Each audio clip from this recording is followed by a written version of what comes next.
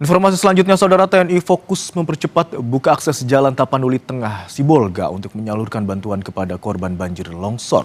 Berikut penuturan dari Dandim 0210 Tapanuli Utara, Letkol Kavaleri Ronald Tampu Bolon kepada jurnalis Kompas TV, Jona Hamunangan. Rencana saat ini sudah seperti apa, Komandan? Baik, pertama-tama saya pribadi dan seluruh anggota TNI mengucapkan turut berduka cita atas masyarakat yang menjadi korban bencana di wilayah Tapanuli Raya ini, terutama di Tapanuli Utara.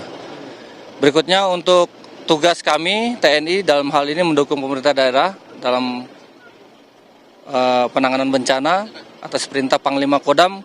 Kami prioritas pertama adalah membuka akses jalan sebagai jalur bantuan logistik darat ke arah Tapanuli Tengah Sibolga, di mana kita ketahui bersama bahwa Tapanuli Tengah dan Sibolga yang terdampak cukup besar banjir bandang, sehingga akses yang saat ini dibuka sedang dikerjakan oleh Kodam 1 Bukit Barisan lewat Batalion Sipur. Kita membantu pemerintah daerah dengan dinas-dinas terkait untuk kita bisa buka jalan 62 km tersebut. Saat ini progresnya masih di kilometer 36, yaitu di Desa Sibalanga, Kecamatan Adian Koting. Sehingga harapan kita di sisa 26 km ini lagi kita kebut untuk bisa membuka akses jalan utama.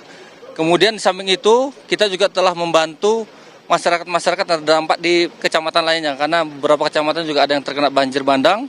Kemudian ada juga tanah longsor, bukan di akses jalan utama, tapi di kecamatan lainnya. Karena ada 3 titik utama hotspot kami yang kami perbantukan anggota kami yang membantu masyarakat untuk bisa kita mengevakuasi korban. Demikian. Itu kan tadi soal masalah penanggulangan bencana ya. Untuk masalah medis nih, mungkin boleh disampaikan data terakhir mungkin untuk korban meninggal dunia atau mungkin yang hilang, dan juga di mana mereka pengungsi. Untuk data korban sampai saat ini mungkin kami baca data. Kebetulan kami ada 2 kabupaten yang terdampak wilayah kodim kami, yaitu Kabupaten Tapanuli Utara sendiri, kemudian Kabupaten Humbang Hasundutan. Di Kabupaten Tapanuli Utara sendiri yang meninggal sudah saat ini sampai dengan pagi hari ini ada 16 orang, kemudian masih dalam pencarian atau hilang, masih terbenam dalam tanah, itu ada 35 orang dan luka rawat 3 orang. Kemudian di Kabupaten Humbang Hasundutan sampai dengan pagi ini sudah ada meninggal korban nyawa 9 orang, kemudian luka ringan 6 orang, dan masih dalam pencarian 2 orang. Data ini masih dinamis, Bang. Jadi kita sambil proses evakuasi, pembersihan tanah longsor, itu pasti akan menemukan mayat atau jenazah, itu kita akan update selalu. Demikian, Bang. Untuk pengungsi, jumlah fixnya kami belum dapat, Bang. Tapi masih ini proses data, karena cukup banyak pengungsi-pengungsi yang berada di titik-titik. Kami sudah berkoordinasi dengan Dinas Sosial, 2 kabupaten tersebut untuk kita bisa memfikskan data pengungsi. Karena data pengungsi ini yang akan kita berikan kepada BNPB nanti untuk memberikan bantuan logistik dari pusat. Demikian, Bang. Kalau rumah sakit di mana saja yang mereka mungkin sekarang yang standby untuk korban-korban ini? Baik, jadi untuk fasilitas kesehatan yang jelas puskesmas terdekat di tempat kejadian seperti di kecamatan. Kemudian yang pusat di daerah yaitu di kabupaten ada Rumah Sakit Umum Daerah Tarutung. Kemudian di Humbang Hasundutan ada Rumah Sakit Umum Daerah Dolok Sanggul.